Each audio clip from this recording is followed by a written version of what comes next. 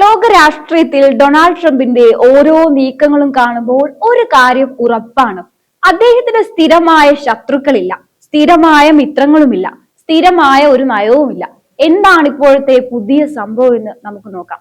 India റഷ്യയിൽ നിന്നുള്ള എണ്ണ ഇറക്കുമതി കുറയ്ക്കാൻ ഒരുങ്ങുന്നു എന്ന വാർത്തകൾ വന്നതിന് പിന്നാലെ അതിന് പകരമായി വെനസ്വേലയിൽ നിന്ന് എണ്ണ വാങ്ങിക്കോളാൻ ഇന്ത്യക്ക് അമേരിക്ക പച്ചക്കൊടി കാണിച്ചിരിക്കുകയാണ്. നിങ്ങളൊന്ന് നോക്കൂ, ഇന്നലെ വരെ വെനസ്വേലയെ തൊട്ടാൽ ഉപരോധം ഏർപ്പെടുത്തുമെന്ന് ഭീഷണിപ്പെടുത്തിയ ട്രംപ് ഇന്ന് ഇന്ത്യയുടെ മുന്നിൽ അതേ വെനസ്വേല എണ്ണയുമായി നിൽക്കുന്നത് കാണുമ്പോൾ ചിരിക്കണോ കരയണോ എന്നറിയാത്ത അവസ്ഥയിലാണ് രാഷ്ട്രീയ നിരീക്ഷകർ നിൽക്കുന്നത്. ട്രംപിന് കൃത്യമായ ഒരു നിലപാടില്ല എന്നുള്ളത് മറ്റൊരു സത്യമാണ്. അത് ഇതിലൂടെ മനസ്സിലാക്കാം. ട്രംപിന്റെ മുൻകാല നിലപാടുകൾ ഇനി നമുക്കൊന്ന് പരിശോധിക്കാം. ഏതാനും മാസങ്ങൾക്ക് മുൻപ് വരെ വെനസ്വേലൻ എണ്ണ വാങ്ങുന്ന രാജ്യങ്ങൾക്ക് ഇന്ത്യ ഉൾപ്പെടെ 25% അധിക തീരുവ ഏർപ്പെടുത്തി ശ്വാസം മുട്ടിച്ച വ്യക്തിയാണ് ഡൊണാൾഡ് ട്രംപ്. അന്ന് ഇന്ത്യയുടെ ആവശ്യങ്ങളെ പുച്ഛിച്ചു തള്ളിയ ട്രംപ് ഇപ്പോൾ മഡൂറോയെ തടവിലാക്കി വെനസ്വേല എണ്ണയുടെ നിയന്ത്രണം കൈക്കലാക്കിയപ്പോൾ ഇന്ത്യയുടെ സ്നേഹം കാണിക്കുന്നത് എത്രത്തോളം വലിയ ഇരട്ടത്താപ്പാണ്.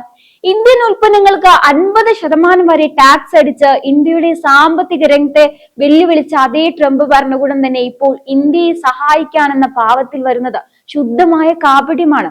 ഇത് നയതന്ത്രമല്ല, മറിച്ച് ലോക വിപണിയിലെ വമ്പൻ ബിസിനസ് ഗുണ്ടായിസം മാത്രമാണ്. എന്തുകൊണ്ടാണ് ട്രംപ് ഇപ്പോൾ വെനസ്വേലൻ എണ്ണയുടെ വാതിൽ ഇന്ത്യക്കായി തുറന്നു കൊടുക്കുന്നത്? ഇതിന്റെ ഉത്തരം ലളിതമാണ്. റഷ്യയെ സാമ്പത്തികമായി തകർക്കുക എന്നതാണ് അമേരിക്കയുടെ ലക്ഷ്യം. റഷ്യയുടെ എണ്ണ വിറ്റുകിട്ടുന്ന പണം അവരുടെ യുദ്ധത്തിന് കരുത്താകുന്നു എന്നത് ട്രംപിനെ വല്ലാതെ ചൊടിപ്പിക്കുന്നുണ്ട്. അതുകൊണ്ട് തന്നെ റഷ്യൻ എണ്ണയുടെ പ്രധാന ഉപഭോക്താവായ ഇന്ത്യയെ അവിടെ നിന്ന് എങ്ങനെയെങ്കിലും മാറ്റണം. അതിനായി അവർ കണ്ടെത്തിയ പുതിയ ചൂണ്ടയാണ് വെനസ്വേല. വെനസ്വേലൻ എണ്ണ വിപണി ഇപ്പോൾ അമേരിക്കൻ കമ്പനികളുടെയും ഏജൻസികളുടെയും കയ്യിലാണ്. അതുകൊണ്ട് ഇന്ത്യ അവിടെ നിന്ന് എണ്ണ വാങ്ങിയാൽ അതിന്റെ ലാഭം നേരിട്ട് പോകുന്നത് അമേരിക്കൻ പോക്കറ്റുകളിലേക്കാണ്. ചുരുക്കത്തിൽ ഇന്ത്യയുടെ ഊർജ ആവശ്യങ്ങളെ തങ്ങളുടെ ചൊൽപ്പടിയിലാക്കാനാണ് ട്രംപ് ശ്രമിക്കുന്നത്. എന്നാൽ ഇന്ത്യയും റഷ്യയും തമ്മിലുള്ള ബന്ധം കേവലം ലാഭനഷ്ടങ്ങൾ നോക്കിയുള്ള ഒന്നല്ല എന്ന് ട്രംപ് ഇനിയും മനസ്സിലാക്കിയിട്ടില്ല.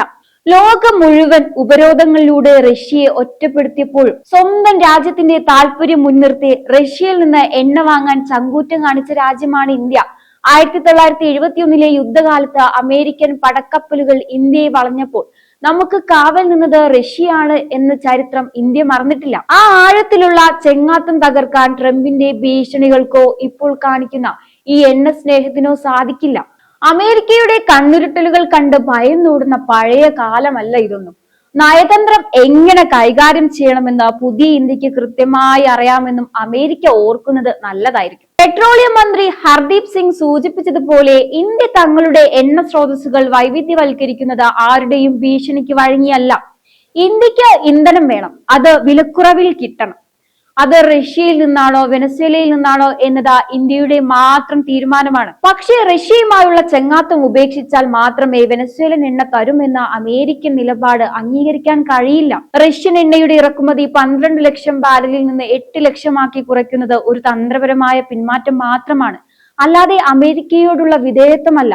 ഒരു കാര്യം കൂടെ പറയട്ടെ, ഡൊണാൾഡ് ട്രംപ് എത്ര തന്നെ മലക്കമറിച്ചിലുകൾ നടത്തിയാലും എത്ര തന്നെ അടവുകൾ പയറ്റിയാലും ഇന്ത്യയെ തങ്ങളുടെ കയ്യിലെ ഒരു കരുവായി മാറ്റാമെന്ന് അദ്ദേഹം കരുതുന്നുണ്ടെങ്കിൽ തെറ്റി. പഴയ സുഹൃത്തായ റഷ്യയെയും പുതിയ കച്ചവടക്കാരനായ അമേരിക്കയെയും എവിടെ നിർത്തണമെന്ന് ഇന്ത്യക്ക് നന്നായി അറിയാം. ട്രംപ് വിരിച്ച ഈ വെനസ്വേലൻ വലയിൽ ഇന്ത്യ വീഴില്ലെന്ന് മാത്രമല്ല, ഇന്ത്യയുടെ താല്പര്യങ്ങൾക്കനുസരിച്ച് മാത്രമേ ഏതൊരു ഇടപാടും നടക്കുകയുള്ളൂ എന്നും ഉറപ്പാണ്. അമേരിക്കൻ ഭരണകൂടം കാണിക്കുന്ന ഈ നയതന്ത്ര നാടകങ്ങൾ ഇന്ത്യയുടെ കരുത്തുറ്റ വിദേശ നയത്തിന് മുന്നിൽ വെറും വിക്രി പ്രകടനമായി മാത്രമായിരിക്കും. ഡൊണാൾഡ് ട്രംപിന്റെ നയങ്ങളെ ഒന്ന് വിശകലനം ചെയ്താൽ നമുക്ക് കാണാൻ കഴിയുന്നത് കേവലം ഇരട്ടത്താപ്പുകൾ മാത്രമാണ്. ഇന്നലെ വരെ വെനസ്വേലയെ ശത്രുവായി പ്രഖ്യാപിച്ച് അവിടുത്തെ എണ്ണ വാങ്ങുന്നതിന് ഇന്ത്യക്കും മറ്റു രാജ്യങ്ങൾക്കും മേൽ തീരുവ ചുമത്തിയ അതേ ട്രംപ് തന്നെയാണ് ഇന്ന് ഇന്ത്യയെ അങ്ങോട്ട് ക്ഷണിക്കുന്നത്. റഷ്യയുടെ സാമ്പത്തിക സ്രോതസ് തകർക്കുക എന്ന അമേരിക്കൻ ലക്ഷ്യം നടപ്പിലാക്കാൻ ഇന്ത്യ ഒരു കരുവായി മാറ്റാമെന്ന് ട്രംപ് മോഹിക്കുന്നുണ്ടെങ്കിൽ അദ്ദേഹത്തിന് തെറ്റിയിട്ടുണ്ട്.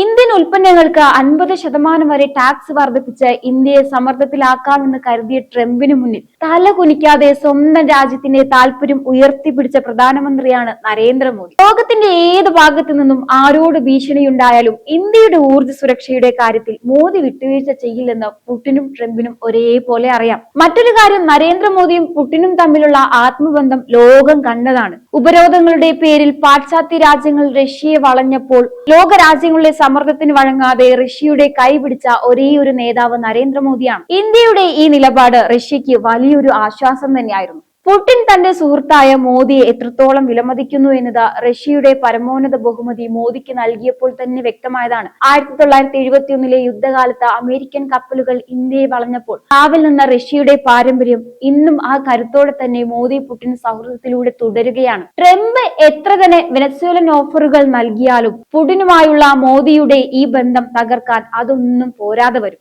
റഷ്യയിൽ നിന്നുള്ള എണ്ണ ഇറക്കുമതി 12 ലക്ഷം ബാരലിൽ നിന്ന് 8 ലക്ഷമായി കുറയ്ക്കുന്നു എന്നത് മോദിയുടെ ഒരു വലിയ നയതന്ത്ര നീക്കം തന്നെയാണ്. ഇത് അമേരിക്കയെ തൃപ്തിപ്പെടുത്താനല്ല, മറിച്ച് ഇന്ത്യയുടെ ഊർജ്ജ വിപണിയെ സുരക്ഷിതമാക്കാനാണ്. ഒരു വശത്ത് റഷ്യയുമായുള്ള ബന്ധം കാത്തു സൂക്ഷിക്കുമ്പോൾ തന്നെ മറുവശത്ത് വെനസ്വേലൻ എണ്ണയുടെ വിപണി കൂടി തുറന്നു കിട്ടുന്നത് ഇന്ത്യയെ സംബന്ധിച്ച് വലിയ നേട്ടം തന്നെയാണ്.